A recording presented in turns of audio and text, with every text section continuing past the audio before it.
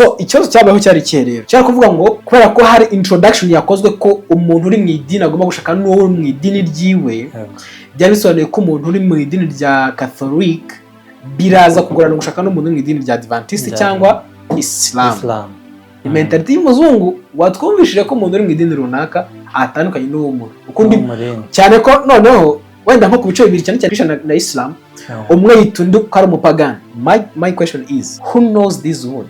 Gute umukatolike Christian yifataga hamya adashidikanya ngo umuyisilamu ari umupagani cyangwa se byasenga cyangwa se atazajya mu ijuru, byose baba ni ntuzajya mu ijuru, Imana we ntuzi ibyo uri. Gute umuyisilamu yifata akihandagaza n'ururimi rwiwe akita mu Christian ko atazijya yinjira muri rya jana ko barigita. My question is ninde waraganiye n'Imana akambwira ko ingwa azaba ari ukuri yazaba ari ukuri?